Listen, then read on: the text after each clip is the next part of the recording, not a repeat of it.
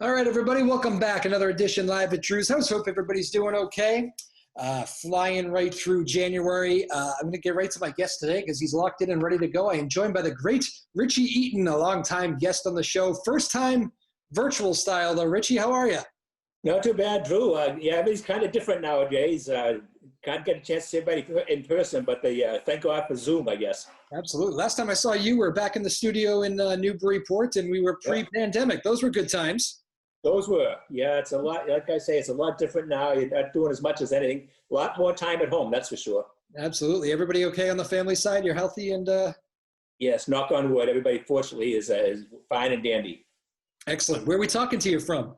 Fort Myers. I'm down at Fort Myers. Hopefully, we're going to see some spring training. When this pandemic hit last year, I was at the Red Sox game. I think it was on March 12th. And as I left the game, I said to the usher, well, hopefully I'll see you on Friday. And, of course, we didn't get there. They canceled on Wednesday.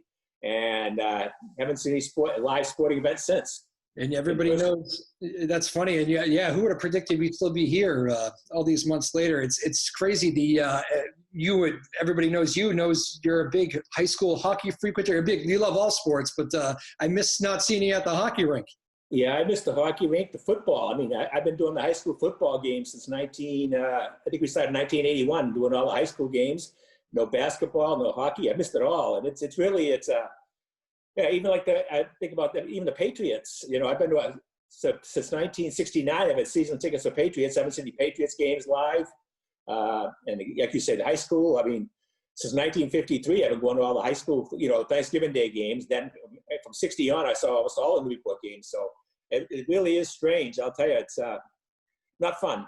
You know, I did the high school football show with I brought in Mike Lynch around Thanksgiving, and I was thinking of you and all those games that you've attended. I think you said, you'd missed one game or over the years? I actually missed two Thanksgiving Day games because they were postponed to a Saturday.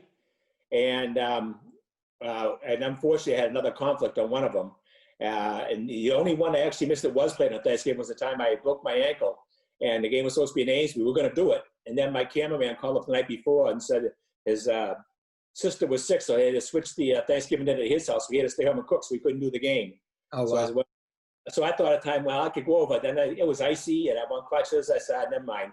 And I remember sitting in the chair with the radio and listening to Win. And as soon as the game started, I had tears coming down my eyes because I wasn't there. Oh, man. It's been crazy. I talked to those, picture that. I know for me, I felt horrible for those kids. I mean, they're going to get some athletics in and hopefully this strange football season. But to not have Thanksgiving football, I felt really bad for those high school football players. It means so much, I mean, sports all, but Thanksgiving is the one, especially at the home Thanksgiving Day, for the seniors anyway. It's a shame that they lost all that. I know they're talking about playing February, March, and April. Although I can't see them playing in February. I think as Coach mostly said, I think the first thing he's going to do is give everybody a shovel. Yeah, exactly. What was it like watching your Patriots, too? Every year a Patriots season ticket holder. Obviously a tough year for the boys, and just watching it in an empty Gillette Stadium, it was kind of a whole weird season. Yeah, it was. We ended up, because I usually go with my three sons, so we ended up tailgating over Scott's house a lot. So at least we did a little bit of the tailgating and saw the game together anyway. Yeah. But it was definitely different. It was a good year not to be there, though, I'll have to admit. If we're going to miss the years, this is the year to do it. Yeah, it was ugly, some of those games. And lucky with the time, we were able to watch most of the Tampa Bay games, so I still got a chance to root for Brady anyway. I know a lot of people weren't rooting for him, but I still root for him. Yeah, I don't understand that. Why are people not rooting for Brady? I don't quite get that around here. Come on now, people. Yeah, Kathy's all excited because I got a Brady Tampa Bay shirt for Christmas, and she's wearing that. She can't wait to wear that. She says, I'm going to wear that in the Super Bowl. Not out with the playoffs. He may not make it to the Super Bowl. You're down in Fort Myers. Did you? Are there a lot of Brady? I don't know if is that Brady country? Are there Brady jerseys there or what? Well, there are some, yeah. Because again, I've only been here since Friday, so I haven't been out that much outside the supermarket. So I haven't seen much yet. There hasn't been much outside activity going on, but I'm sure there is because even on the news you hear them talking about. They'll talk about the Patriots. I mean Tampa all the time down here in Fort Myers as well. So yeah, there's still a big item. Yeah, Brady says he wouldn't come back to the cold weather, and you're going to spend a few months there in Florida, right? Yeah, we'll be here for at least through spring training and probably into April, and then we're coming home. Yeah, it's I've been coming down here probably since I think it was '94 when I first started coming down when Al was covering the game for the MVP, and kind of enjoyed it. And then Kathy decided she wanted to come down, and we're getting more and more every time. I think the problem, Kathy said 2 knee replacements, and she doesn't really like the winter walking on the ice. So we keep getting a little bit earlier and earlier. The people that own this place also are a place in Virginia, so they don't mind leaving and go to Virginia. We've been able to rent this place. And this is our 6th year at this place. It's really nice. Beautiful. What's the temperature today?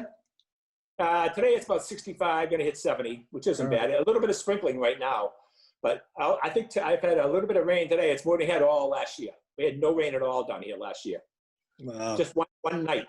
But a lot of grass fires usually this time of year. There was a big fire at the airport last year, and they had 3,500 cars destroyed. Wow. Jumped over the fence. All the Hertz rental cars that were there because people weren't renting, and they lost 3,500 cars. I suppose they lucked out with the insurance, but it was kind of a mess. We could see the smoke from here.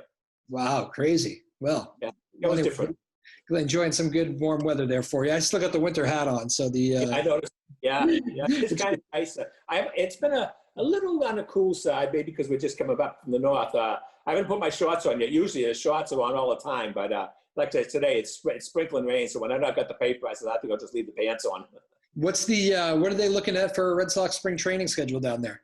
Well, the 21st is supposed to go up against Northeastern, then they'll start with the regular schedule. So I don't know. The Red Sox themselves don't even know if they're going to allow people in. They'd like to, but it depends on whatever Major League Baseball or whatever Florida says. I think Florida might, because even Tampa, they only let them have a few people for their games. I don't know what's going to happen with the Super Bowl. The Super Bowl's in Tampa, so it'll be interesting. It will be, yeah. It's becoming the center of the universe down there. I've been meaning to ask you this too, because I'm very frustrated with my Red Sox. Richie, they traded my favorite player, Mookie Betts. I'm still hurt by this. He wins a World Series. Come on. Yeah, I had to root for the Dodgers, and I don't mind. Oh, speaking of the Dodgers, too bad I see Tommy Lasorda passed away. That's kind of a tough one. He's Mr. Dodger. But yeah, I actually ended up rooting for the Dodgers because of Mookie. Mookie was my favorite. When you look at it, we lost Mookie, we lost Brady. Boston fans are just losing a lot of their favorites. Chara last week. Let's hope it's a good omen. Mookie won the championship, so maybe Brady can win it too. Maybe, yeah. And Zdeno Chara, the Bruins season starts up this week. The captain's gone. Chara's. That's another.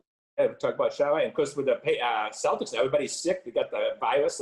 They've already had 2 games called off or 1? 2. I think they canceled the other night, and I think they are canceling the next one too. So 2, yeah. And I think they might have to take like a 2-week break. I'm hearing rumors that the NBA might be taking a pause. It might make sense right after the holidays, because when I looked at the roster, you had 7 or 8 guys, the Celtics not playing. And the ironic thing was the first game was postponed because the other team didn't have enough. It wasn't the Celtics that didn't have enough. And, it's funny because not funny, but it's the difference is, football, you can have a little cluster and isolate people. With basketball, those rosters are only 11, 12 players.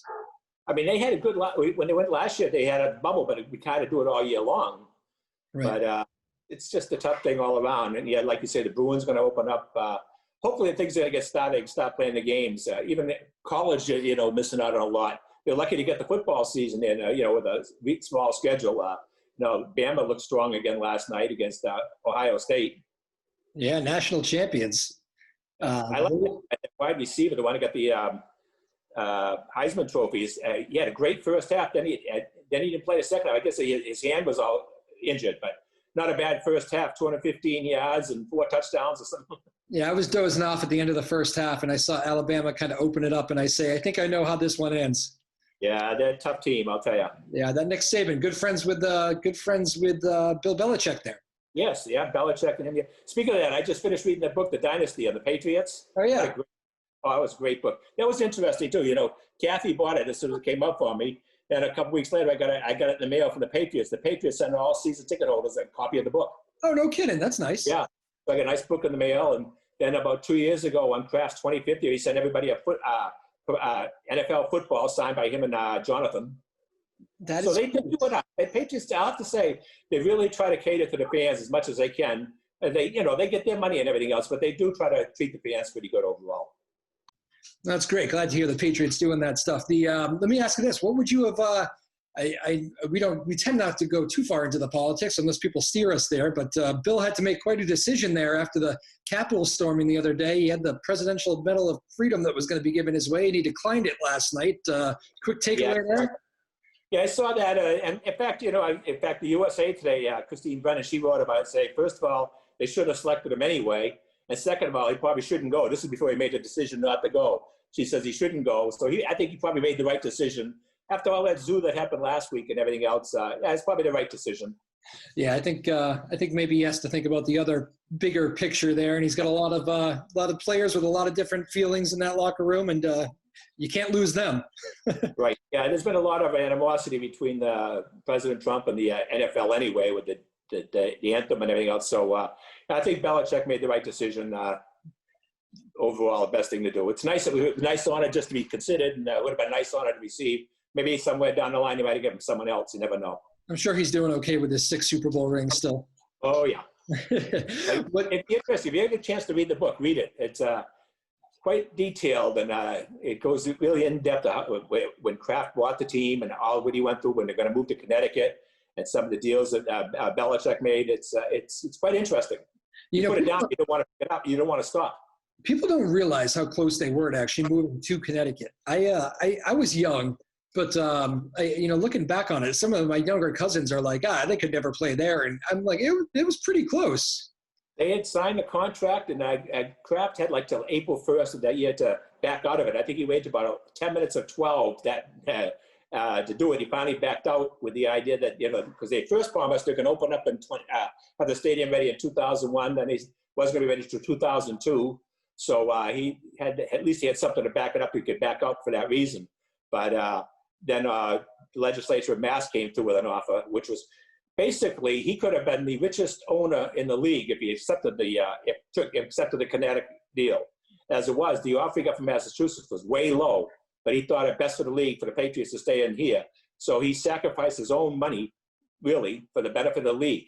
And when you realize how important Kraft is to the league, when you see the TV negotiations he's done, he's well respected in the league. Yeah, we see that. He certainly has earned that respect. You pretty much see that coming out of all those meetings that Robert is treated kind of differently than a lot of those other owners. They come down harder on him when it comes to penalties, just to show they're not showing any favorites. Yeah, exactly. What are your thoughts on the NFL playoffs here? We got the final stretch of the season. What does Brady? Your heart says Brady? Does your head say Brady? He's got tough. He's got to get by New Orleans. He's already lost them twice this year. Then if they get by New Orleans, it's probably going to be Green Bay, and Rodgers is having a fantastic year. Yeah. I think if he ever could buy those two, he could beat whoever's going to be in the AFC. Probably Kansas City again in the AFC. And that's no slouch either, but it's going to be tough. I don't think they'll make it. I think the final will come down to the NFC. It'd be Green Bay against New Orleans and Kansas City. I don't know who can. I don't know if Cleveland could. And Cleveland looked good this week too, but I think if Kansas City will come out of the AFC, and anything can happen after that. But it should be a good series. But I just don't think Tampa's that good. Although, like I said, they've lost twice to New Orleans. But it's hard to beat a team 3 times in a row, though. It is. Let's hope you've all started your day better than Pittsburgh started that football game the other night. My goodness. Yeah. What a start. Pittsburgh started 11-0. Then they just fell apart. Oh, man, I know. Yeah, Ben Roethlisberger, a great career, but he looked like an old guy the other night, struggling to move, and it might be it. Yeah, he needs a little bit of TV12, I guess. It is remarkable, that man, what he is doing at that age. I mean, he looks like a young 30-year-old. Yeah, he does. It amazes me really that he can do that and still be as strong, as effective as he is. He's got the confidence.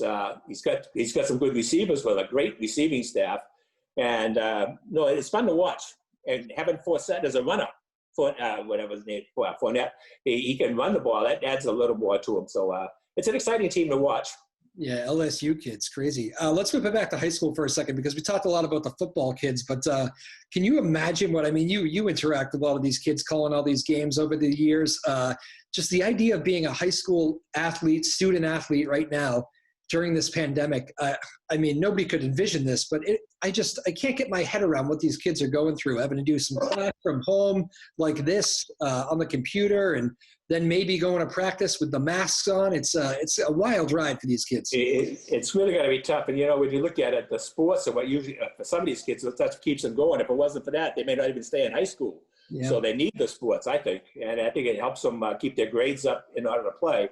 But I suppose playing under these conditions are better than not at all. But again, football is going to be interesting to see if they can pull it off. That they call that fall 2 season. February, March, April, right after hockey and basketball. Because the basketball, I guess the state championships are a lot different now. You're going to go to league championships.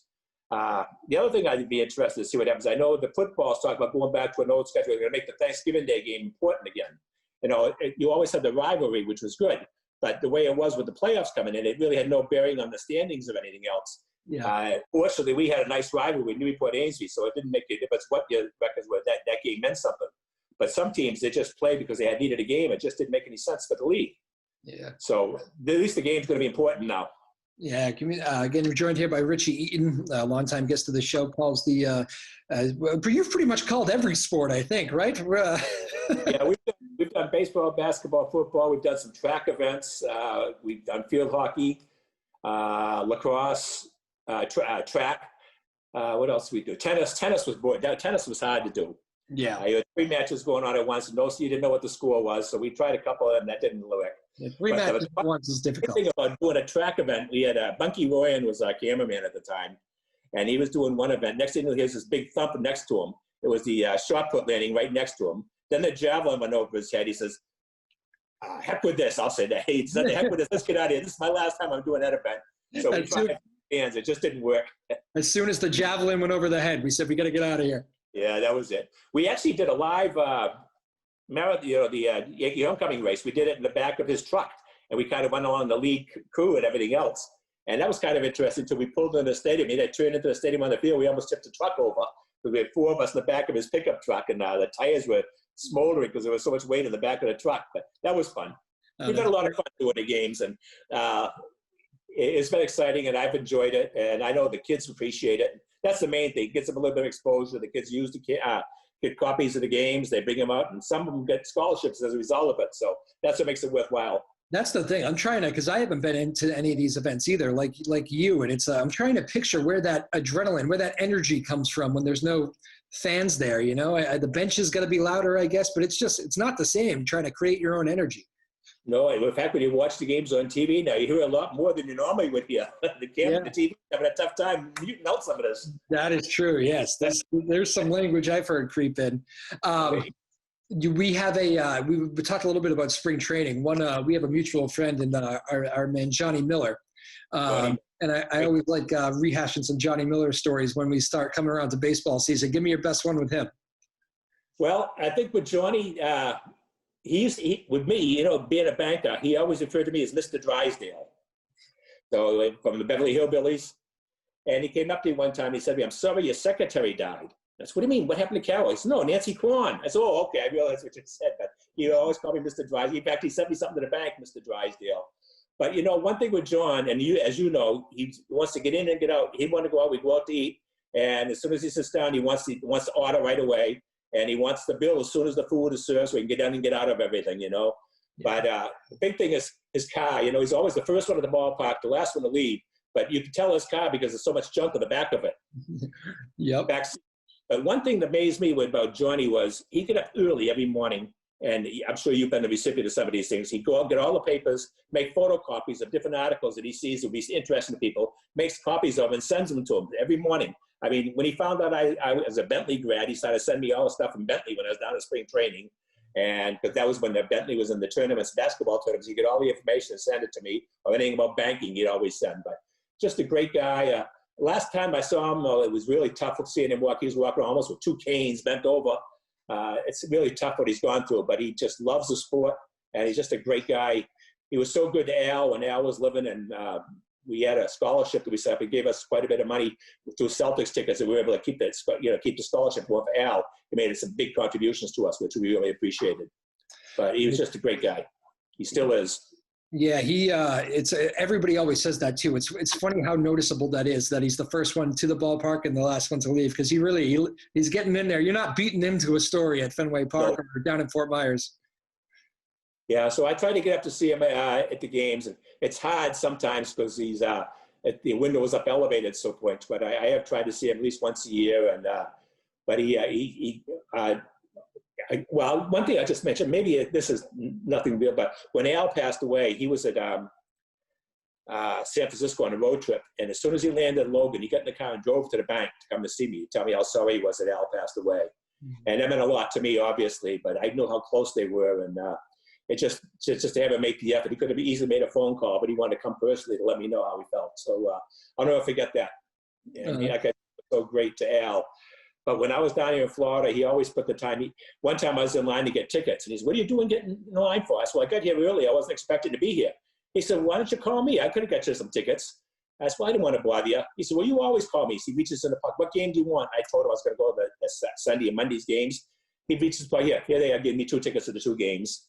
But, you know, it's not an imposition. He almost got offended if you didn't call him. You know? Yeah. But no, I always enjoyed our conversations. He's so sincere and good guy. But he always hated to say goodbye, though.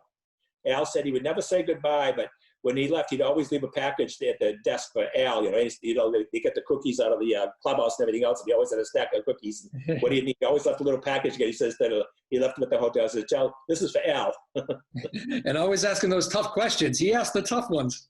Yeah, but, you know, they give him the respect. The players respect him, and they'll listen to Johnny. And because it's not the easiest guy to understand sometimes, but he always has that first question, and they treat him with the respect, and he's deserved it. He's earned it.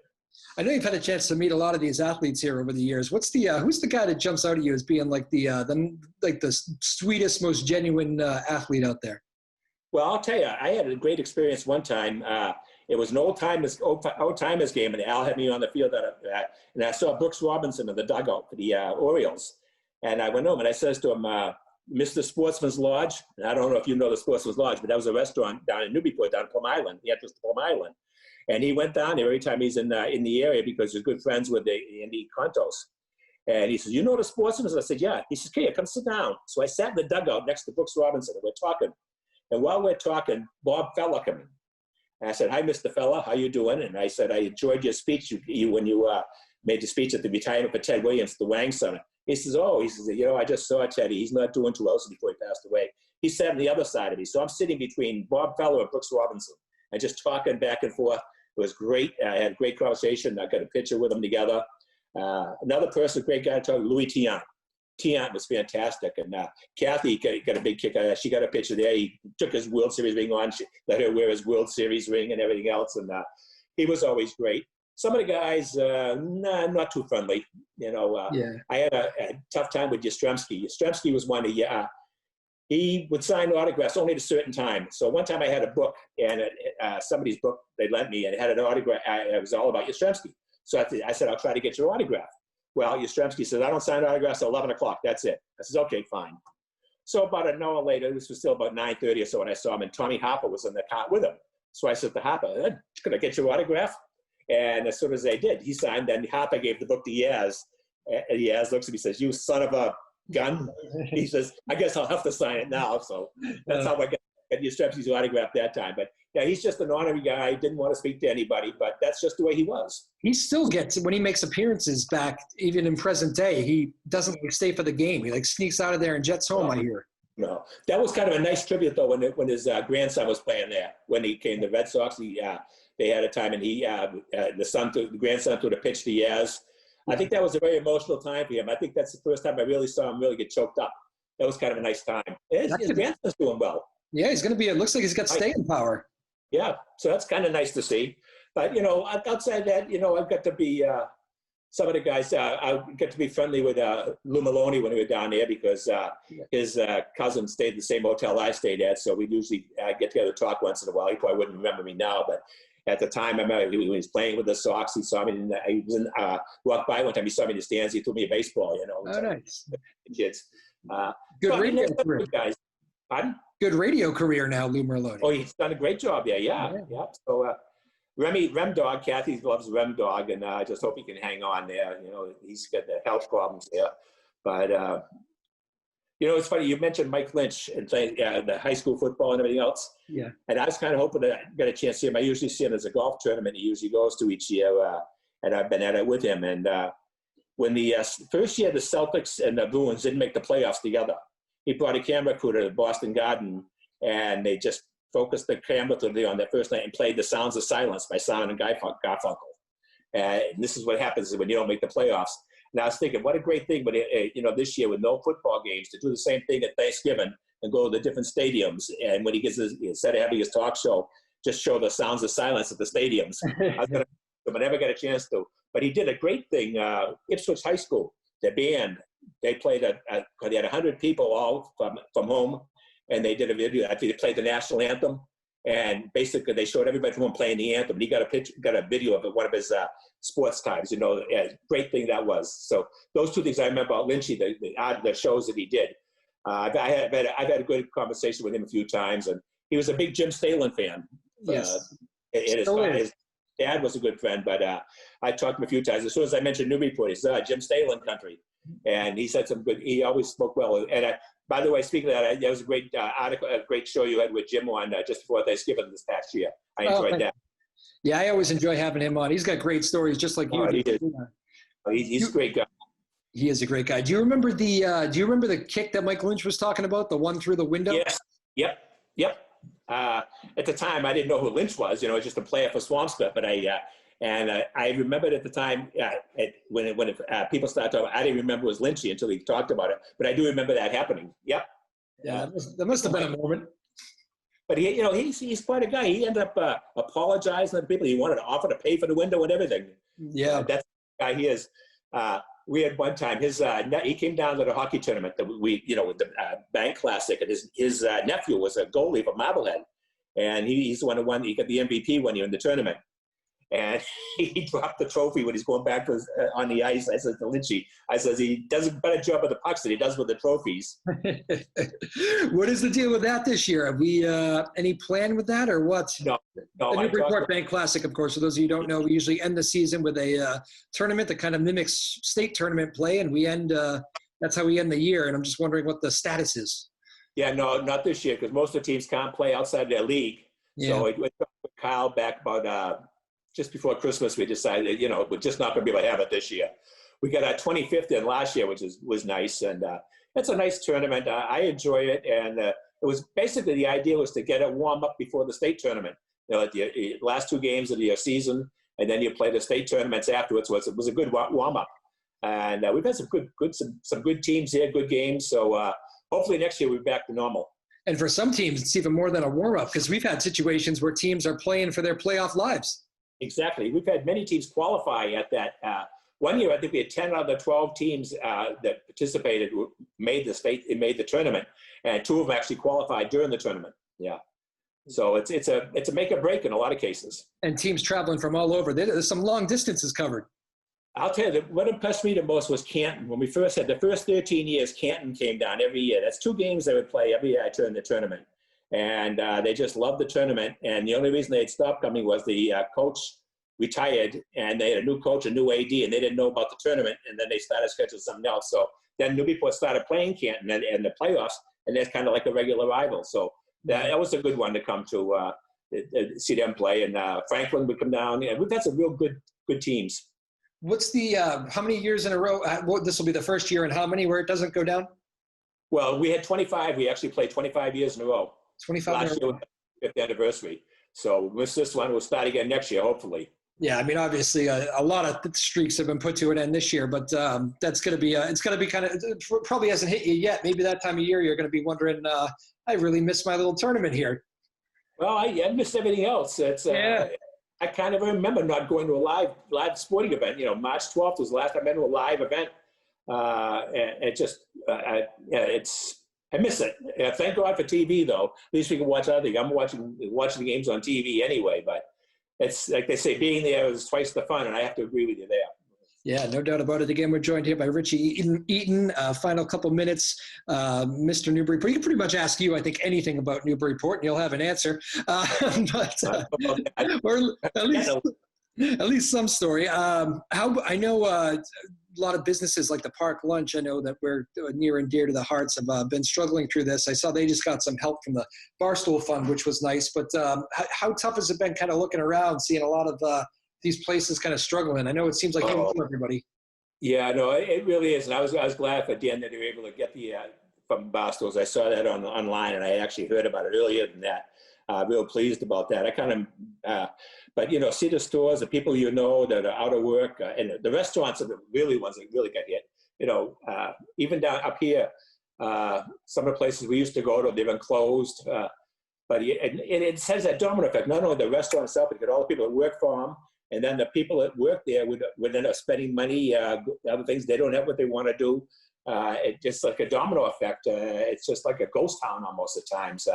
I just feel bad that everybody's got hit, and you keep thinking, when's this going to get over?